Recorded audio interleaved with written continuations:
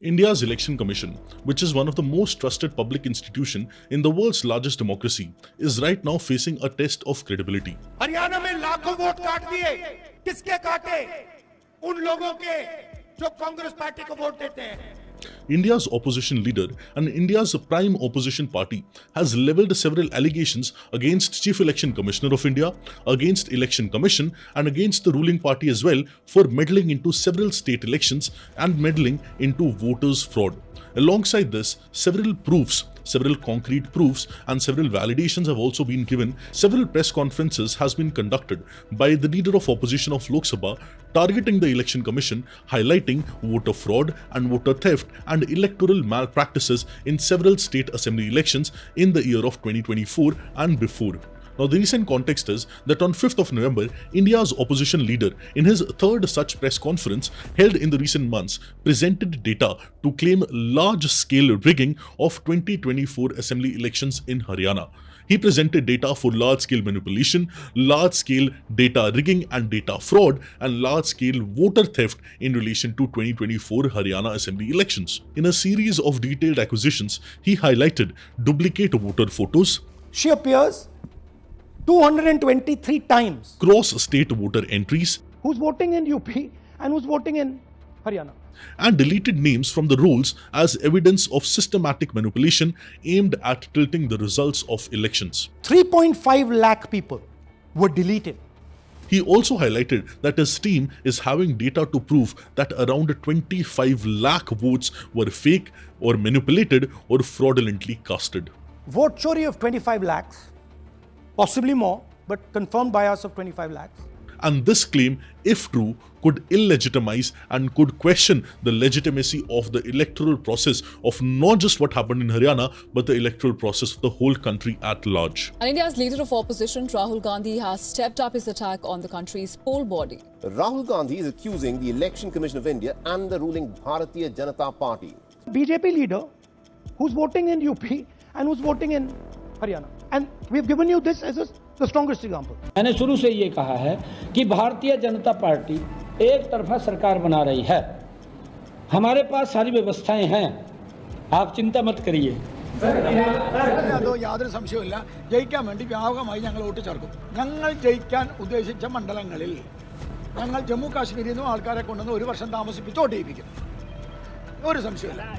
He's saying it. He knows it. And we've proved it.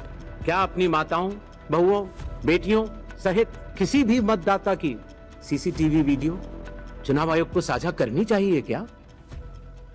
And these particular accusations has triggered immense debates across the nations, across media, across several platforms on social media as well. Now, Election Commission of India has formally labelled these allegations as wrong, false and baseless, while they have not given any concrete reasoning as to why these are baseless or why these are wrong accusations. And of course, several digging has been done by a lot of media outlets, by a lot of expert organizations, and they find out one particular thing, that these allegations are not mere conjectures and there is a truth to many of these allegations in reality as well. Now, one such allegation was the appearance of a woman named as Charanjit Kaur, appearing 223 times in electoral rolls. She appears 223 times. Which questions that how can a single person appear in an electoral roll of two booths 223 times? Definitely there must be a malpractice or definitely there must be an error. And this is not just all. The allegations go as far as a Brazilian model voting multiple times in different constituencies in Haryana, which is again a bizarre thing, which is again a very odd thing to take place, and definitely this must be probed. Now, what is the issue of electoral transparency in India? What are the significance of electoral transparency? What are its challenges? And some detailed information about Election Commission of India we'll be trying to understand in today's session in the context of these allegations against Election Commission of India and the allegations of electoral fraud and electoral irregularities in India. Hello, my name is Pripal Singh and you're watching Perspective.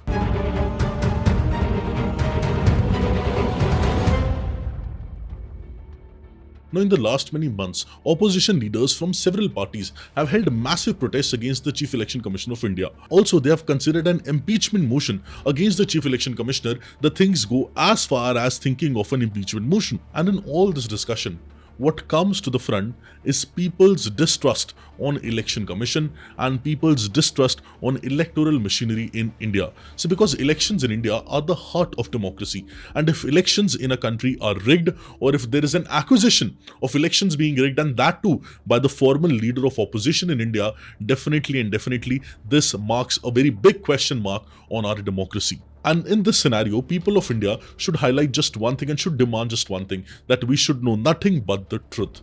Which is why if these allegations are true, that also needs to be proved and people should be made aware of it. If these allegations are false, then also people should be made aware of it and people should know the truth, because people have the right to know the truth. Now, if you see Election Commission of India is a constitutional body which is formed under the Article 324 of our Indian Constitution. It is having multiple members. As of now, it is having one Chief Election Commissioner and 2 Election Commissioners. And Election Commission of India is responsible for supervising elections to Parliament of India, to state legislatures, and also to the offices of President and Vice President of India. The Chief Election Commissioner is appointed by President of India under Article 324 Section 2 of Indian Constitution. And Chief Election Commissioner is considered as the guardian of India's electoral democracy and also accountable only to the Parliament and to the Constitution. Now, Election Commission enjoys wide-ranging powers in order for Election Commission to conduct elections smoothly in our country, whether it be Parliament elections, that is Lok Sabha elections, or whether it be state legislative elections. Now, they are given first of all administrative powers, which means they have control over election schedules, they have control over polling arrangements, they have control over deployment of polling staff, and all the other administrative decisions for controlling smooth, free and fair elections. Alongside this, they are given advisory powers as well, which means they advise the presidents and governors on matters related to disqualification of members of parliament as well. Alongside this, they have quasi-judicial powers also, which means that they can decide disputes regarding political parties' recognitions and their symbols under the Election Symbol Order of 1968. Other than this, they have regulatory powers as well, whereby they enforce the Model Code of Conduct and monitors election expenditure by the parties and by the candidates. And they have some set of disciplinary powers as well, where they can direct, transfer or suspension of officials for election-related misconduct. Now, while so many powers are given to Election Commission, they perform various functions. First of all, they conduct elections, which means they supervise, they direct and they control elections to Parliament, state legislature and definitely different high offices like President and Vice President of India. Alongside this, they are also involved in the delimitation process, where Delimitation Commission is doing all the work, but it is Election Commission also which is very heavily involved in it. And coming to the most important part, that is electoral rolls. Election Commission of India, it prepares, it revises and it updates voters list through continuous revision and special intensive revision in our country. The same as special intensive revision which is going on in Bihar and which will go on in different other 12 states of the country as well. Now, while performing this function, it also recognizes or de-recognizes political parties and it promotes awareness campaigns as well for voter education and for mass voter awareness. Now, while such sensitive, delicate and important functions are played by the Chief Election Commission of India, it is definitely noted and it is definitely highlighted and ensured that Chief Election Commissioner works without any external pressure, which is why the process of removal of Chief Election Commissioner is also made very hard, which is why till now in India no Chief Election Commissioner has been impeached. The reason is that the Chief Election Commissioner can only be removed in the same manner or in the same grounds as of the Judge of Supreme Court, which is definitely very hard to do, and this can only be done by a special majority of both the Houses of Parliament and on a proven misbehavior or incapacity. And there is a very long drawn process through which Chief Election Commissioner can be impeached, and definitely in most of the circumstances that process won't stand the trial, and which is why Chief Election Commissioner we won't be able to impeach Chief Election Commissioner in normal circumstances. Now, this was majorly done to ensure that the Election Commission remains independent and also to prevent the misuse of executive or legislative power, and also to preserve the institute's credibility and neutrality in elections, and so as well to ensure that people have trust and the institution plays on its credibility. But today, the situation is totally different. Because of several allegations by the leader of opposition and the principal opposition party, Election Commission currently is in question, and especially the Chief Election Commissioner of India, who is directly being targeted by the leader of opposition. Which is why in this case, the role of electoral transparency comes at the forefront, whereby we need to ensure that the entire electoral process, the entire voting procedure, the entire voting records, and the CCTV footages as well are transparent, are open for public to verify. See, if there is nothing to hide, if there is no wrong, then what is there to hide? Which is why to hide certain things and why to give any room for speculation to the public. And promoting electoral transparency is in its own interest of Election Commission itself, because it will enhance not only public's trust in democracy, but public's trust in Election Commission also. It will prevent several electoral malpractices in future also, because open access to data and procedures, it acts as a deterrent to fraud, as we all know, and it acts as a deterrent to rigging also, it acts as a deterrent to manipulation as well. For example, when the talk of EVM was done, VVPAT was also introduced so as to ensure that there is a accountability in relation to EVM as well, that there is no EVM fraud being done and there is a verifiable proof of the voting being done on EVM also. That is why VVPAT was also introduced. And also, electoral transparency, it promotes accountability of different stakeholders. So whether it be Chief Election Commissioner, or whether it be election commissioners, or whether it be regional officers, or whether it be booth level officers, or whether it be presiding officers, any of the officers which were involved in the election procedure, if the data is open for all to see, if the practices and procedures are open for all to see, definitely the person under whom the rigging was done could be made accountable. And while all these things are important, it also empowers the voters also, and it empowers informed voting, because then voters will be informed that in such and such place such and such rigging is done, and we are empowered now to ensure that we will do voting with respect to our choice, and we will ensure that we are giving the vote to the person gets the vote in a very right and fair manner. And all in all, it strengthens our democracy, it strengthens institutions of the country, especially the Election Commission, and it strengthens institutions' legitimacy as well, institutions' credibility as well. Now, while there have been several electoral reforms in India, some of them being like introduction of electronic voting machine, and also VVPAT with electronic voting machine, that is voter verifiable paper audit trial.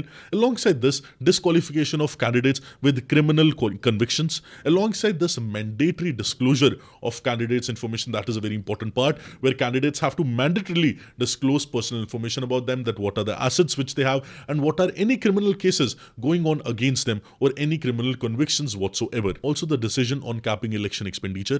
Also, the C-Vigil app for reporting violations, and the usage of ERO-Net for electoral roll management has been considerable improvements which Election Commission has been doing since the last many years. But still, currently the stories of inaccuracy in electoral rolls, incorrect details, duplication, ghost voters, they need to be investigated. Many people are asking what should be the way forward. The way forward should be very, very simple. A special investigative unit should be set up under the supervision of Supreme Court of India. And this special investigative unit should be given free hand to ask and to question the Election Commission of India, to ask Election Commissioner, Chief Election Commissioners for coming up as witnesses, and also to seek any such information which they might require in order to solve this particular case. And while under the Supreme Court of India's vigilance, this should be done, and within 2 months, the report should come to the Supreme Court of India, and Honorable Supreme Court of India should tell to the public that was there a vote fraud which took place or not, and who's responsible for it, and requisite punishment should be given to the individual if the vote fraud has taken place. If not, then appropriate action should be taken against the people who were alleging that the vote fraud has taken place, and this issue should be properly investigated, monitored, and taken forward by the Honorable Supreme Court of India. And people have the right to know the truth, which is why people should know that what is in the details and what actually happened in those assembly elections where several instances of irregularities have been found, not just by the opposition party, but several independent contractors and several independent media experts as well. I hope you gained a new perspective from this session. Do let me know what are your views regarding it. All the very best. Have a beautiful day. Thank you.